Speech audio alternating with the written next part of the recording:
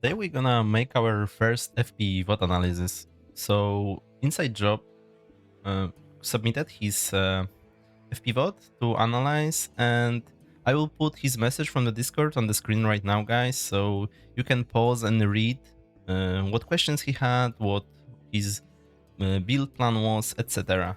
So because it was quite a long message, so I don't want to read it right now. Basically, the questions are the most important. So he asked about his mistakes pre 12 minutes, whether he had the right idea what to do around 12 minutes, how quickly should he add second eBay, if at all, and how to recognize whether Zerg is gonna make mass mutas, and how to defend versus that. Yeah, so basically the third question is, I think, the biggest issue when we are playing 1-1-1. So let's see, we are not only gonna look at those questions, but also like the game in general. So we're gonna try to look at as many mechanical errors. That's why I prefer FPVODs. This will be actually pretty similar to how I do coaching sessions, but we won't have the second player like thoughts about it, right? The questions from the other person, but it will be pretty similar. So we are starting from the wall, which is very good. 1-1-1 goes very nicely with the wall, because the problem with 1-1-1 is that you are very vulnerable versus early attacks, especially speedlings. And because of that, the wall is super good, because you can just skip this phase almost, because you can make yourself very safe versus that. Okay, so far so good. I don't see any issues with distributing our SCVs to mining. We are even boosting, so that's good. We also had the MMR difference was like about 1500 versus 1600 the Zerg was. Okay, so, but we can see already that our gas is like a little bit late. It could be better. So we surely had some issues. So I will point out that one thing I saw, let's jump to the very beginning, is this SCV mining from the third patch. Look at this. So we are boosting this quite nicely, and then when we doing this, we should not put it to this mineral. So that's wrong. Generally, this SCV is boosted by when it comes back.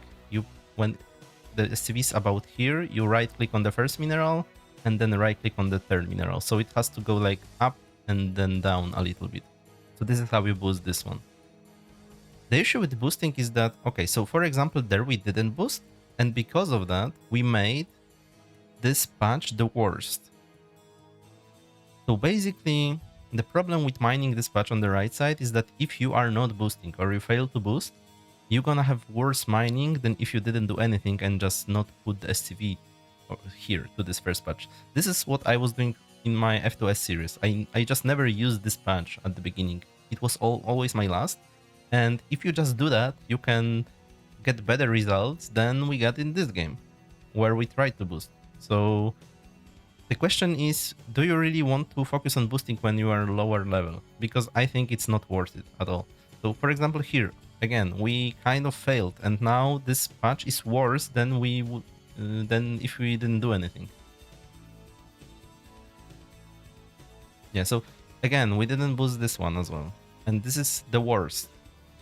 So second time the CV had much more travel, third time to go for. So we were boosting, but only a little bit, and it's not worth to put STV over here. Okay, but that's, well, that's a little bit important, just to illustrate the point. But of course, to learn, you have to fail sometime as well, right? So, but it's good if you know that you failed, so you can actually fix the issue. Okay, anyway, so we got this 142 gas, which is, I would say, 2 seconds late to the default timing, but even without any boosting, just when you put your SCVs to the correct patches, you can get like 138, something like that. So we are 2 to 4 seconds late with that. Not tragedy, but something. Okay, now we scouting. Yeah, we are scouting, but so here, look, this SCV should scout already. Also, there should be another SCV queued up before this pops.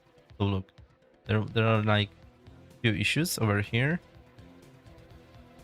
Right, this SCV popped, but we have none SCV yet queued up, right?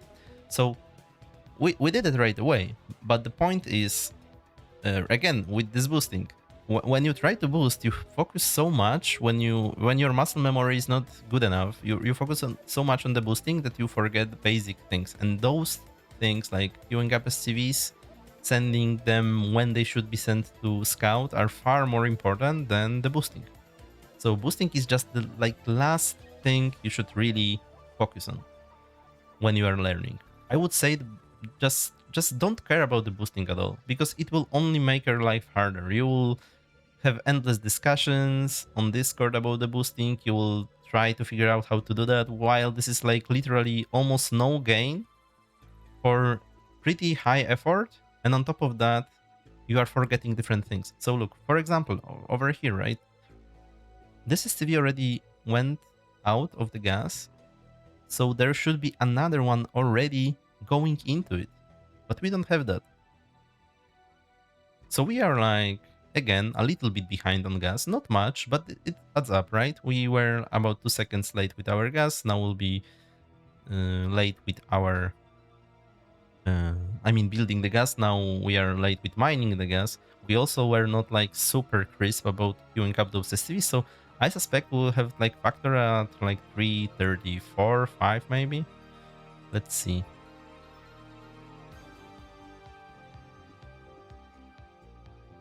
Even later, 6. Okay, so it was like 3:36. So the factor is about 6 to 8 seconds late. And Vulture is making 18 seconds.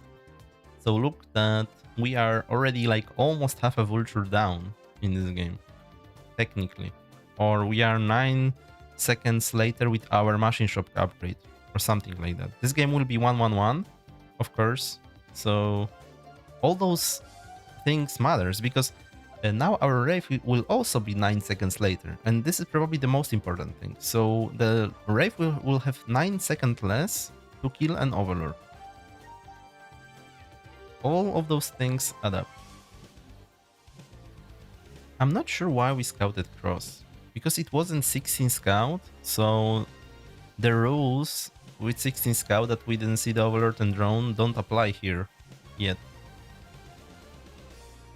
So we should probably not scout the cross position. Okay, but we see the Overlord on the minimap, and Zerg has to be in the bottom right, because the Overlord couldn't travel from anywhere else, right? So that's okay. Now our objective is to see whether we are playing versus 2 or 3 hatch. That's the first big thing that we need to figure out. Okay, we see 2 hatch. We see the lair already in production. We don't know when it started, like to the very second, so we don't know exactly when the speed for links can start, because speed for links can start 20 seconds after the lair is started, but we don't know now, right? So we need to assume it's like the link for speed for links should be started around 3:20. Usually that's the default, I would say. Okay, we are running around. It's very, very good if you can keep this SCV alive until your Vulture is like on the way to the Zerg already.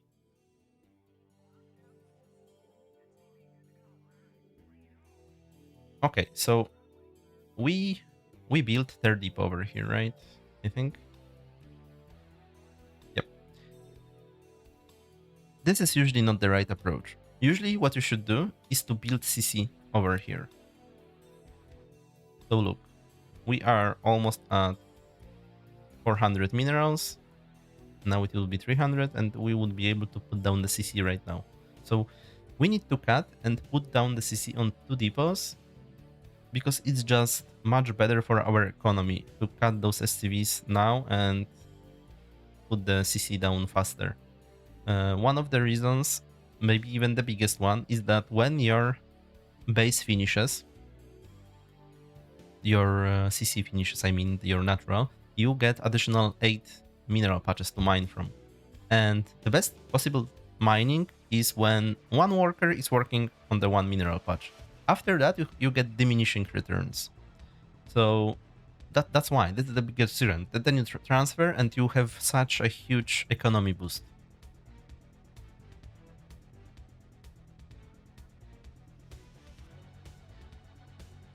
Okay, so going with this vulture when your STV died is not that great in general. I mean, it can work, of course, but it depends what Zerg will do. Because if Zerg is like super sneaky, they can kill your STV and then go out with slow links, even like to the right side, right? Then you go with the vulture. You go machine shop after. You don't have second unit yet. If you would start your CC right now, those link can go around and actually ruin your day. They will kill one marine, they will kill the STV, and your vulture is not yet up. That's why usually when I lose my first STV very quickly, I don't send this vulture to Zerg right away. I wait for the second vulture. But of course this has many other problems, because as you can see, it's 420 almost. So the link speed would finish very, very soon. And the problem is that at this timing, you should know that the links are attacking you. So you can seal the wall in the NAT. I mean, in your ramp. So there are many, many different problems already, right? But this is, I guess, a little bit too deep maybe for this level. I'm not sure. But all those things have to be considered if you want to play 1-1 on very high level.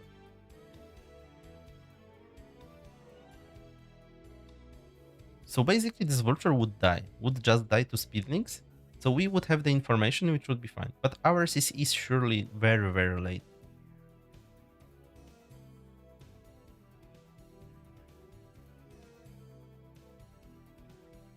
You can technically play like that. It's not the worst approach. It works, right?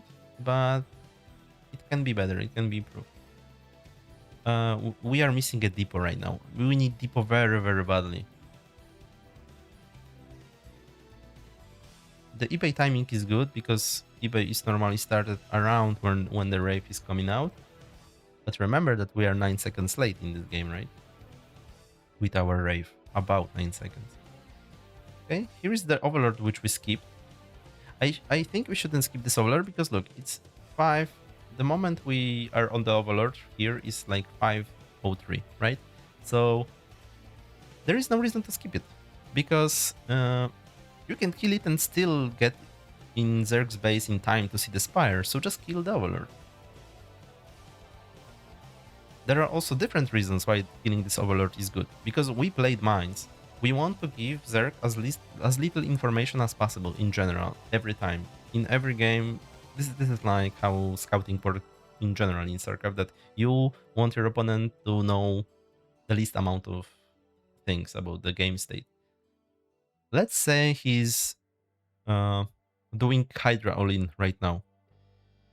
If you kill this overlord, you will never know that you have mines anywhere over here. If you don't do that, you may actually forget about it even, and then he has detection and can kill the mines and kill you in the consequence. That's one example. But the second is that just killing overlord actually cripples their production because they won't be able to make units if they don't have enough overlords. So sometimes it's just much better to do it right away. I mean sometimes, every time. If you have time, of course, assuming you have time. So now we have this overlord. One trick over here. Okay, so look, you just right click the overlord and the rave kind of stood there. There is far better technique to get on top of this overlord without losing any shots. And it is like around this moment you see the overlord, you should now use move command hotkey. So like for my case it's D, default is M for move. You left click on the overlord and then right click on it. And then Rave will immediately turn towards the overlord because of the move command and then start attacking it immediately right after because of the attack command, right? Because right clicking on the overlord is attack command. So, but we didn't do that. That's of course like a detail, but it's very useful. And now this Rave is like max range from the overlord, and because of that, he will have to move again to hit it when the Overlord gets a little bit out of range. And then the Wraith will stop again at max range. The Overlord will get out of range again, and the Wraith again has to move before he can shoot. So it's just a lot of time wasted for that. Over here, usually putting mines very dense like that, it's not good versus Zerg, because one link can actually kill all of them in right circumstances, right? The link goes like that and drags every mine, everything explodes, nothing happens. The purpose of those mines very early is, first of all, like the biggest priority is to, of course, stay alive versus different all-ins, but then the second priority is to put mine in every possible Zerg's third base.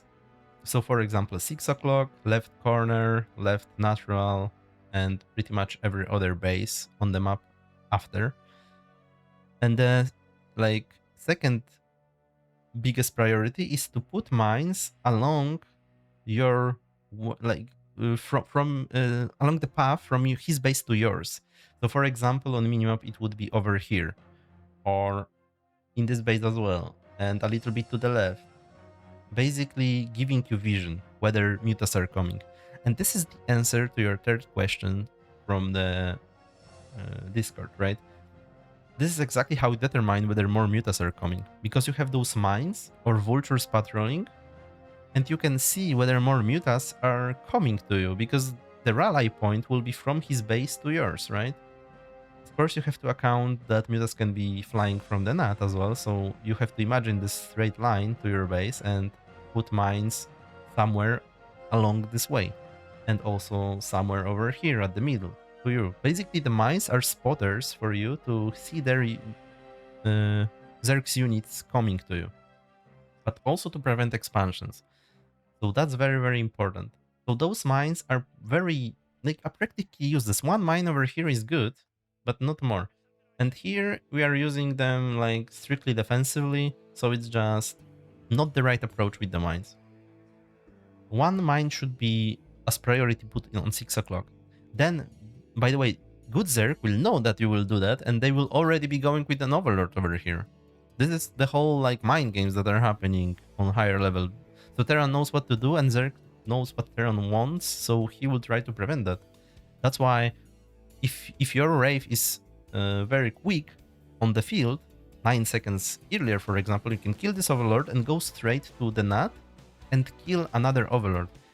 The thing is, you don't need to see the Spire in this case. That's the funny thing about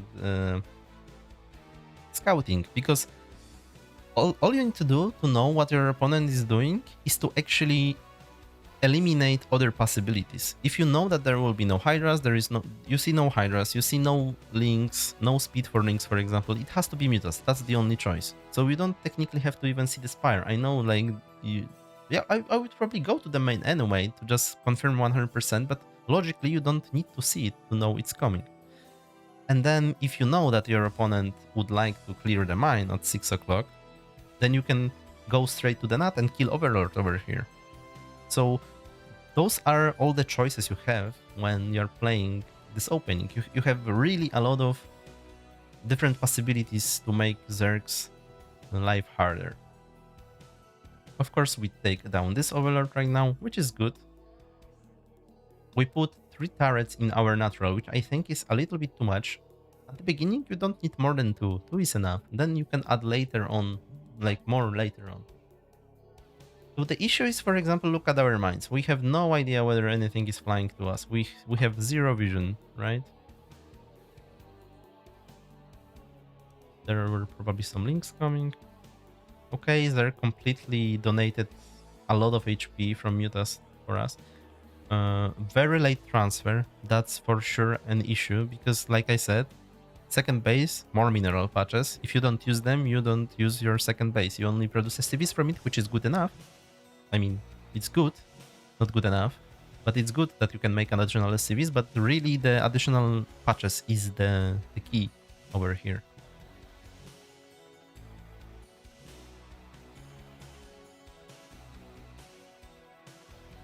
Okay, we should keep making Wraiths as our priority, and when the third race starts, we should start the science facility as well, along with it. Yeah, so we are not doing that, which I think is a mistake. We should really start science facility right now, and also probably +1 upgrade as well already. Okay, so the science facility is a little bit late. Of course, when we are going to science facility, go second gas immediately as well. You will need a lot of gas in this build. Okay, we do that. Late, but it's acceptable, I would say. +1 started as well. Okay, so everything kind of starts, but everything is kind of late at the same time. It's not perfect, right? Okay, now this is a very risky move to go here. Even if we saw mutas somewhere else, it will probably pay off. Yeah, it seems like we're gonna do a lot of damage. Now we see drones. That's great information for you. I don't know if you noticed that during the game, but if you did, then you should immediately start adding barracks right now. Don't care about any defense because you know no units are coming to kill you. So this is the moment. This is the moment in general because you have money, but there might be games where Zerg is going hard on mutas and then you spend this money on turrets. So you make like million turrets.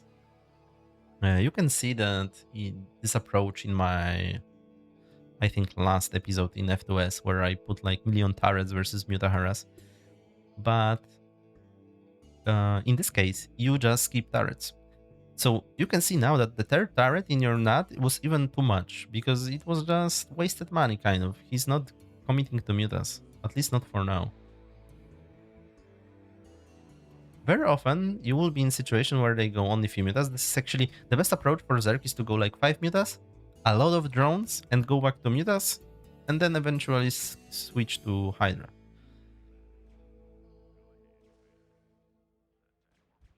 So he might do that. This is extremely, yeah, this is extremely risky to stay there with the Wraiths. You should not do that. The Overlord speed timing is very different in different games. I don't even know what's like the earliest possible Overlord speed timing because it doesn't matter really. Because you should know with your mines and vultures whether more mutas are coming, and then you almost always only make 3 Wraiths, kind of, and then you add turrets if needed while taking the vessel. That's the correct approach. Okay, wait, I didn't see whether we started Academy. Okay, we did. So Academy, then Barracks. We are all, like, we have a lot of minerals, and that's not okay. Those should be started much earlier. And that's a little bit of a problem.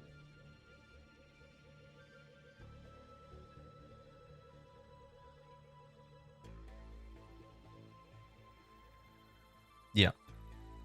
So we start them. I mean, start those barracks whenever you can. In this opening, it kind of. Usually, I recommend to start every barracks or factory at once, but I feel like in this opening, because this is such a timing attack-oriented opening, it's actually not worth to wait. Just add barracks when you have money. We started tank production, very good. But we will be short on gas. I can already tell you that because we need to get steam, range, more tanks, siege mode, and keep making vessels. So we'll be short on gas for sure. That's why you should actually make this second gas much faster. Okay. So 9th minute.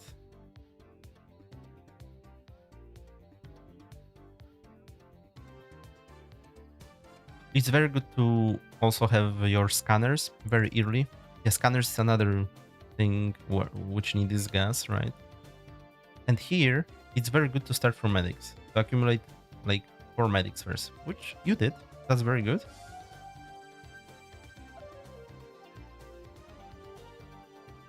Okay, we have first scanner, second one. I'm not sure if we would get irradiate. I kind of didn't pay attention to that. If we didn't, then we should do it ASAP.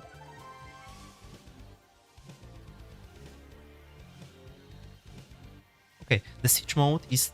Okay, so we already have siege mode. Siege mode is too early. We don't need it. The very good habit is to make siege mode the moment you are going to attack, because it's making 50 seconds. Zerg is probably gonna try to slow you down along your way to him, and it's just not worth to get the siege mode like instead of, for example, range or steam or anything else. If you have the money anyway, then it's kind of whatever, but the point is you shouldn't have the money to do everything at once, because it's kind of how the builds work. It's very mineral like tight and gas tight especially. Okay, start +2 immediately right now. Yeah, so this is my... Okay, never do that. If you can start +2, don't go +1 armor. It's not worth it. Attack is always better, especially for Marines. Marines are shooting so fast that every +1 upgrade is insane for them. So very often when I play 1-1-1, I don't add second eBay. I keep everything on 1 eBay and I rush my attack upgrade. I never get the defense unless I'm like +3 already. Or if I get eBay ever, it would be rather on my like +2 timing. So I would start +3, +1. But very often I won't even get the second eBay, because this is like the opening where you should be constantly at Zerg's face, right? So you don't need it that much. You could consider plus like another eBay when you are playing versus Hydra Lurker for extended time. So you would scan at this moment, you see no hive, then maybe then you can consider second eBay. But you kind of did it without scanning, I think. Or maybe you did and I missed it. No, now you're gonna scan, right? Okay, so we see the Hydra switch. Nothing really that tells us much about the Zerg's game state, because we don't see the hive, right? Or the lair rather, whether it is morphing to hive. Okay, so the thing is, right now, if you scan this hive, you can go already, pretty much. If you see the hive is starting or going, or there could even be Defiler mount already on the field. If you see that, then you can obviously attack right away. If you see lair being there, then you can... Then the answer for the lair would be to add another factory and start massing tanks. And as you say, then it's better to actually just move out, take your expansion and mass tank. Because Zerg is probably trying to prepare for your attack, so there is no reason to go if they are not getting hive. This is how it works in pretty much every DBZ game. If your opponent is not rushing hive, getting a lot of units, then just mass tanks and attack him later with like 10 tanks, for example.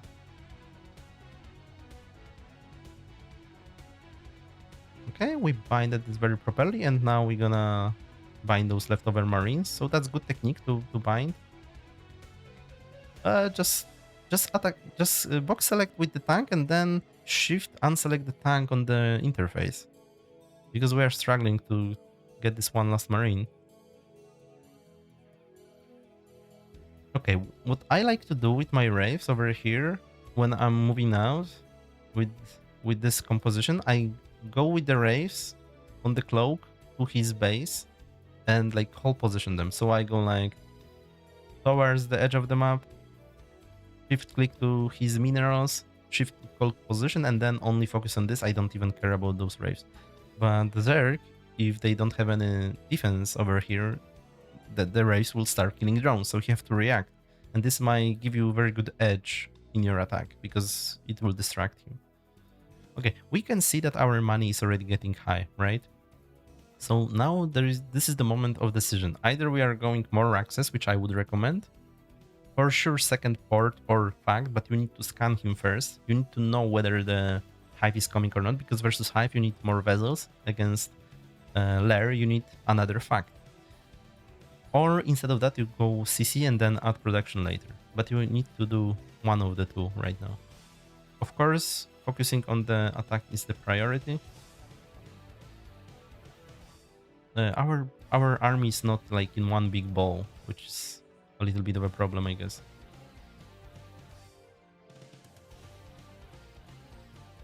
Okay, your camera angle is like weird. I would like to position it so this would be like the right corner of my camera, and then I would see what is happening below, and on the on the left side of this army. Because it's hard to react. And yeah, and now exactly this happened. So we didn't see what's standing here. Those are lurkers. Look on the, you see this red dot on the minimap? Those are lurkers. If you would know that, then we can go marines into the lurker first. Because look, it's always best if lurkers have to burrow before they are in range of your tanks. So you can force them by sending marines at lurkers. They have to burrow like, you know, Zerg might burrow like 3, then march with the rest. Then you move back a little bit, and you still create this wall for lurkers. So eventually they can get to tanks, but it's with struggles. Right here, the problem is that his lurkers will just burrow on the tanks. Yeah, and that's so bad right now because... And of course, we are in insanely bad position to attack those lurkers. First of all, it's high ground. The second, it's we are in a line, so those two lurkers can basically kill all of those marines if he targeted. Yeah, so the decision to attack here was not bad. It was not the worst. The problem is that we traded very badly because we controlled the army very badly. So let's look at this again. Okay, first of all, what I'm seeing is that we are missing some hotkeys. Like, we have some group of army over here, which is not marching with the rest. So, look, we have like 3 blob of units. That shouldn't ever happen. We should march with everything at once. So that's weird. Then we only like kind of scanned here, but we see his army. Well, like we see the big red blob. Like over here. We never moved camera to see what is there. And yeah, we are like with only those marines over here. So medics are so far away that they were not even able to heal the marines yet. That's another problem. Look, those marines are still not healed. Medics are on the move command all the time. And now, look, they only now started to heal the marines, but now we're gonna steam second time, look. And those marines have 20 HP suddenly. Look, those marines are so unhealthy and they don't, like, they didn't even receive the damage from the Zerg yet. So that's a huge blunder. Not healing marines and steaming another time. Of course, this fight had to go badly. And he didn't even have that much lurkers, only 5. This was completely manageable. So I would say it's not about the wrong timing attack, it's about the unit control over here. I would highly recommend to find a practice partner, get this amount of units for the Zerg and try to win this fight, because it's completely winnable. Over here, another problem, like, look, okay, he had more than 5. I lied, it's like 7. But still, look how you angle your marines over here. So instead of moving into lurkers right now, like you did, you see, all the marines went on the, like, towards the left side, kind of. You need to spread them. You need to make them in an arc and then attack the lurkers. So what I would do here is, in this position, I would realize that, okay, you fucked up, well, that happens. But now, to salvage the situation, you can sacrifice tanks if needed, because they are dead anyway, they cannot escape, but don't lose your marines that easily. So right now, move them like down and try to, you know, like kind of counterattack this force from the bottom, outside of the lurker range. You don't need to engage the lurkers. Your tanks are dead, you have to accept that in this position. But now losing the marines is so bad. Completely unneeded. Yeah, because those marines were able to win over here easily. You had like over 20 marines. Okay, now, on the other hand, it's time to save the medics. Everything is dead, but save the medics. You can save them by going to the right side and to your nut. Saving medics is actually super valuable. But instead we're going into the lurkers. Yikes. So we lose them as well. And now we don't have medics. That's another lesson to... When you go out and you kind of plan on trading with Zerg, you know it's gonna happen, because it's not like, especially when this is not versus like camping Zerg, who is, sitting in their naturals and casting the swarms. But we are playing versus Battle Zerg. You can make medics in your home before the next round of attack. Because it would be great right now to have another 4 medics. You would be able to go on the map again, but without medics, kind of like, you cannot really do that. Okay, so you just GG'd. It was still playable, I think. It was easily playable still. It all depends how many drones he has right now. Because it's not that easy to tell. Okay, so I think that was mostly army issue. I mean, army control issue. You could see that very clearly. It's not a force that should be defeated that easily. It's actually a lot of units. Yeah, so first of all, position your marines between tanks and lurkers. Next time, try to do that. You can even go... You can siege tanks and go with your marines like very far, and then you can go back to your tanks. They will start shooting at the Zerg, something like that. But generally, knowing where his units are is very useful. You kind of knew that. This scan was just not cutting it over here. I feel like we didn't have enough information where his units are. We kind of see that there are at the bottom over here, but we are not even moving our screen here. We don't really know what's going on. Again, we only see at this area where there are actually no units. And never looked towards the left side. I don't know why we were marching like near the edge. This is exactly the opposite what we should do. Basically, you want your marines to have like the most amount of space from the edge, right? So when the lurkers are rushing at you, you can shoot a little bit and then move back. But when you are here near the ramp, he can just, basically run at you, burrow, and you have nothing to go, nowhere to go for. So that's pretty bad positioning. Yeah, and this is what every Zerg always wants. They want burrow lurkers under the tank, because then the attack is kind of over. You can never engage lurkers without tanks. So if Zerg knows that, then they will just burrow under the tank, and then that's all. And the time is ticking for Zerg usually. You have to realize that the longer the game goes, usually it's better for Zerg. Not always, but very often it is. Especially if your production is not that great. And we kind of have okay production. We have 5 barracks, port and fact, but we don't have the scaling possibilities because we don't have second fact, we don't have second port. Our army is very basic, only marines.